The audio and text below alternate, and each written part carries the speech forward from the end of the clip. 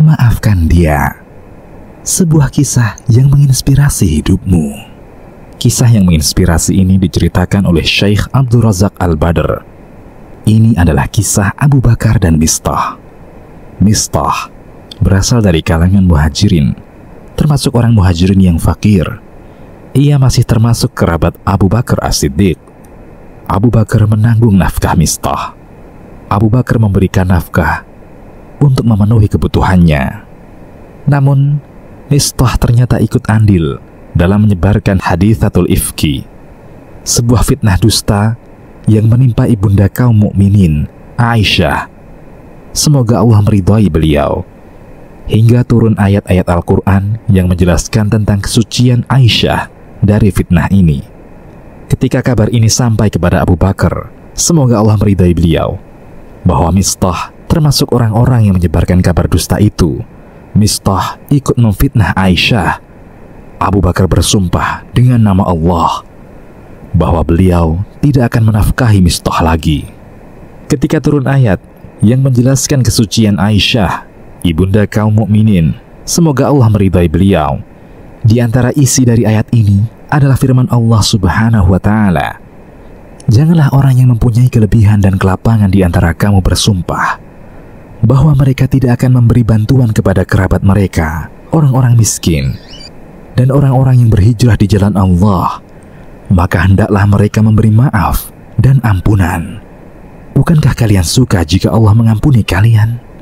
Quran Surat An-Nur ayat 22. Ketika Abu Bakar mendengar hal ini, ketika ayat ini sampai kepada beliau, beliau langsung berkata, "Ya, tentu saja. Ya, tentu saja," mengisyaratkan bahwa Abu Bakar langsung mematuhi perintah dalam ayat tersebut. Kemudian Abu Bakar kembali menafkahi Mistah langsung tanpa berpikir panjang.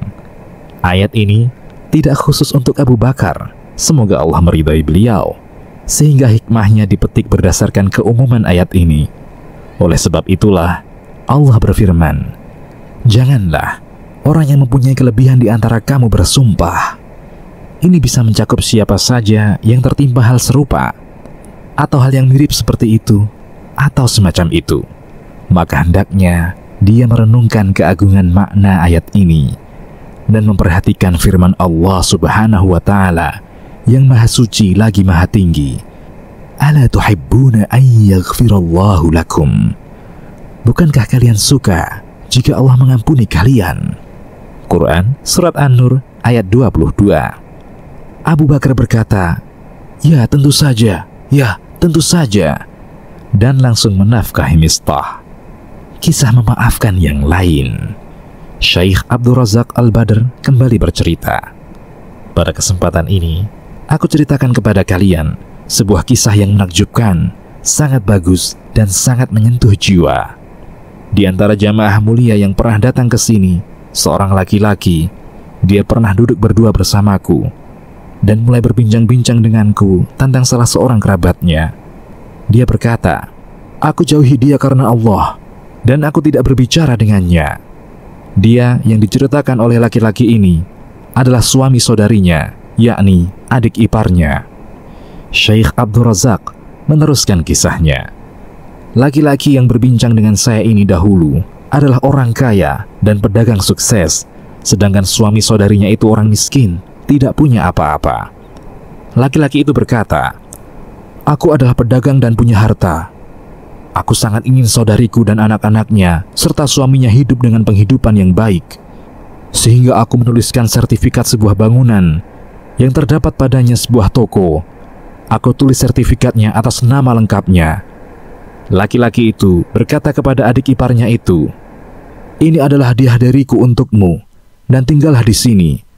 Laki-laki itu terus bercerita, 'Kemudian, setelah beberapa lama, Allah mentakdirkan bahwa usaha dagang saya bangkrut, hingga aku tidak memiliki apa-apa, dan tidak ada yang ada di benakku, kecuali ipar saya tadi. Kemudian aku pergi menemuinya, aku beramah tamah dengannya, dan aku berkata kepadanya bahwa aku sedang membutuhkan tempat yang bisa aku tempati untuk sementara waktu, hingga aku bisa mengatur kembali kehidupanku. Dia malah mengusir, mencelaku, dan berkata kasar kepadaku, bahkan mengingkari pemberianku kepadanya. Maka kemudian aku menjauhinya dan aku putuskan hubunganku dengannya sejak hari itu. Syekh Abdul Razak meneruskan ceritanya. Ketika itu orang ini berbincang kepadaku dengan rasa sakit hati yang sangat. Aku, yakni Syekh, berkata kepadanya, walaupun dengan semua hal yang telah dilakukan oleh kerabatmu tersebut, apakah mempengaruhi kehormatanmu? Apakah dia merusak kehormatan dan kemuliaanmu dan keluargamu? Laki-laki itu menjawab, tidak sama sekali. Syekh lantas berkata, seandainya dia merusak kehormatanmu, itu masalah yang lebih berat atau lebih ringan? Laki-laki itu menjawab, tidak, tentu itu lebih berat. Urusan dunia tidak sebanding dengan urusan kehormatan. Syekh lalu berkata, masalah kehormatan lebih berat bagimu? Laki-laki itu menjawab, iya. Lalu Syekh Abdul Razak membacakan ayat ini dan mengisahkan kepadanya kejadian yang menimpa Abu Bakar di atas.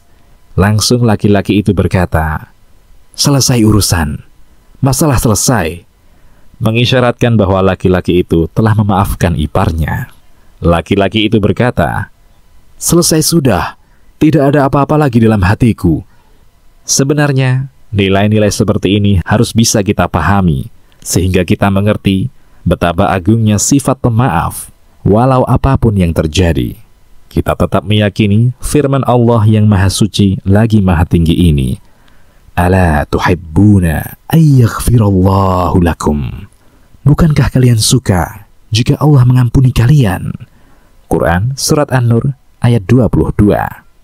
Hendaknya hal ini selalu ada dalam diri seseorang, jangan sampai hilang. Karena betapa banyak kejadian antara kerabat saling boikot dan memutus hubungan karena urusan dunia yang sepele namun dibesar-besarkan oleh setan dalam hati mereka. Hingga hubungan mereka terputus terus-menerus hingga turun kepada anak-anak mereka, dan begitu seterusnya. Apa manfaat yang seseorang harapkan dari perbuatan semacam itu? Maaf dari Allah dan ampunannya jauh lebih agung. Oleh karena itu, hendaknya seseorang memaafkan agar Allah memaafkannya, memberi ampunan agar Allah mengampuninya, dan mengharapkan dari hal tersebut apa yang ada di sisi Allah. Jangan melihat kepada orang yang menyakitinya atau yang menyusahkannya, bahwa dia pantas untuk dimaafkan atau tidak. Jangan lihat hal ini. Lihatlah betapa agungnya apa yang ada di sisi Allah, sehingga dia memaafkan agar Allah memaafkannya, dan memberi ampunan agar Allah Subhanahu wa Ta'ala mengampuninya. Sebagaimana yang dikisahkan oleh Syekh Abdul Razak Al-Badr hafizahullah di video Nasihat Ulama Yufid, ditulis ulang dengan penyesuaian oleh tim Yufid. Demikian, wallahu a'lam.